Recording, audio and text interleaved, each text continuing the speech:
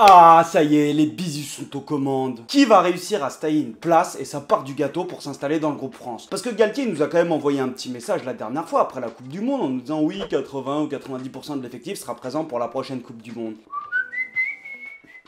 Ok, t'es comme moi, tu le sais très bien, tu sais pas de quoi est fait l'avenir, c'est dur de dire que tu vas garder un groupe pendant 4 ans. Je pense que c'était l'affectif qui parlait, tu viens de vivre une aventure qui est énorme et qui s'arrête sur un goût d'inachevé. Mais en réalité, c'est juste pas possible de dire ce qui va se passer. Perso, j'y crois pas. Sur la dernière tournée qu'on a faite en Australie, tu as vu les Woki, les Jelonches, les Danti, les Sekou Makalou s'imposer et gagner leur place. Ou en tout cas leur galon pour pouvoir appartenir à ce groupe France et vivre la préparation à la Coupe du Monde jusqu'à la Coupe du Monde. Et avant cette tournée en Australie, tout le monde s'attendait un peu à ce qu'on prenne des valises parce que c'était un petit peu, on appelait ça la tournée des coiffeurs où tout le monde y allait en mode vacances détente. Là où le pari était réussi pour Galtier, c'est qu'il a réussi à faire en sorte que ces tournées aient un regain d'intérêt et notamment qu'on soit compétitif sur ces tournées, même si tu laisses des cadres de l'équipe de France au repos parce qu'ils ont joué les phases finales de Champions Cup, de Top 14, etc. Il a réussi à créer cette émulsion pour que les joueurs, comme il aime à le dire, viennent chercher le maillot. Samedi, il y a beaucoup de nouveaux qui vont honorer leur première cape. Et je suis content parce qu'on va découvrir des nouvelles têtes. Et franchement, je suis quasiment sûr qu'il y en a qui vont réussir à s'imposer,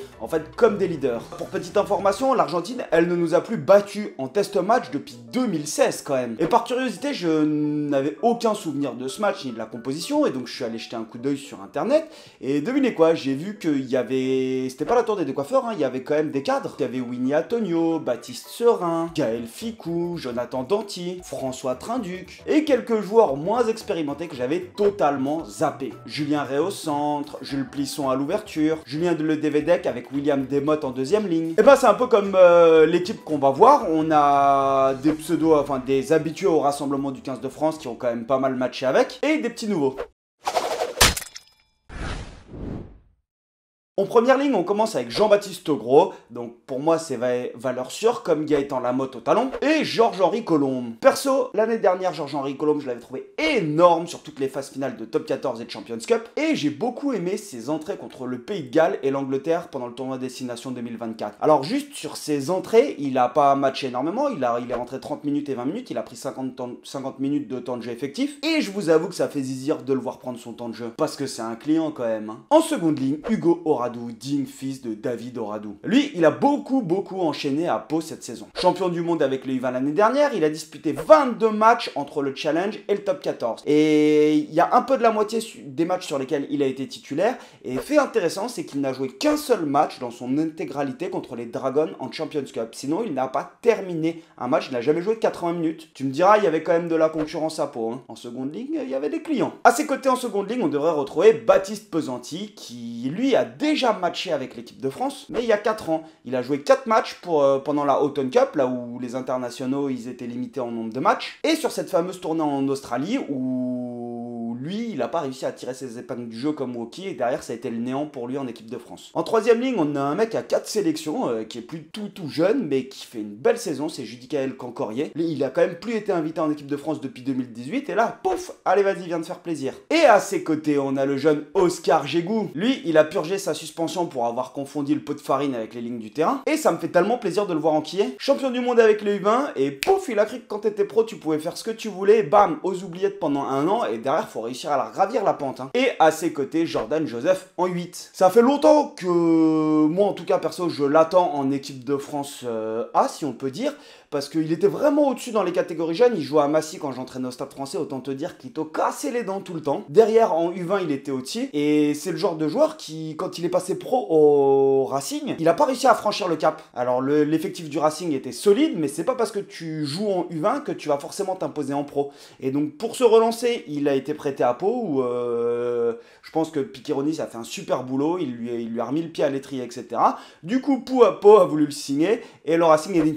On vous l'a prêté, maintenant vous nous le rendez. Et pourtant lui il voulait rester à Pau, donc maintenant ce n'est même plus les joueurs qui vont décider de ce qu'ils font de leur avenir. Ça serait marrant que ça devienne comme aux États-Unis, tu débarques à l'entraînement avec ton sac de Bayonne, tes petites affaires, t'es convoqué par le manager, viens me voir dans mon bureau s'il te plaît, ça s'arrête pour toi. là tu vas prendre l'avion, tu vas à Biarritz, tu joues ce soir sur le derby. Bonne continuation. Franchement, ça serait énorme. Bref, il est au Racing et j'arrive pas spécialement à situer ses performances, un petit peu comme le Racing cette saison. On va le voir samedi. À la mêlée, on a le retour de Serein et là, je vous avoue que je comprends pas totalement le choix. Il a été écarté à la Coupe du Monde pour ne pas faire jouer Couillou quand Dupont était blessé. Après, Baptiste Serein, moi perso, c'est un joueur que j'adore. Sûrement une boule de pu quand il est sur le terrain et je suis sûr que s'il était anglais, mais la terre entière l'insulterait. À l'ouverture, on a Astoy qui a été numéro 3 pendant la Coupe du Monde, qui a été, on va le dire, un peu neutre quand même. Et la question, c'est est-ce qu'il peut passer devant Jalibert? Parce que Jalibert, moi je suis vraiment pas fan de ses déclarations d'après la finale de top 14 où il nous dit qu'il est blessé, qu'il ne pouvait pas jouer. Je pouvais pas jouer à 100%, je pouvais quasiment pas accélérer, donc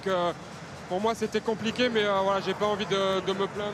Bref, passons. Et là, on arrive au centre, et ça me plaît. Au centre, on a Emilien Gaëton, qu'on a vu qu'une seule fois avec l'équipe de France. C'était sur le premier match de préparation sur la Coupe du Monde, quand tu vas jouer en Écosse. Et tout le monde s'attendait à ce qu'on prenne une valise, parce que c'était une équipe, soi-disant, avec les 4 qui étaient au repos, qui devaient rester au repos jusqu'au match des Fidji, et tatati, et tatata. À la mi-temps, on mène 21-3 à Édimbourg. Personne n'y croyait. Et par contre, là, la deuxième mi-temps, on a pris l'eau. On prend un 24-0 et on perd le match, je crois, à 25-22. Eh ben, il avait été excellent et depuis le néant, plus une sélection. Et l'autre centre, on a ce fameux inconnu qui s'appelle Antoine Frisch, en provenance du Munster, en direction de la Rade à Toulon. C'est un joueur avec un parcours très atypique qui, après avoir eu du mal à percer en France, a décidé de prendre ses bagages et de passer outre-Manche. Il est d'abord passé par les Bristol Bears où il a joué en 12 avec Semir Adradra en 13. Il est allé s'imposer là-bas. Derrière, il a été pris par le Munster où il s'est imposé dans la province du Munster. Il me semble même qu'il a été approché par l'équipe d'Irlande pour éventuellement pouvoir jouer avec la sélection irlandaise et que Fabien Galtier s'est réveillé et s'est empressé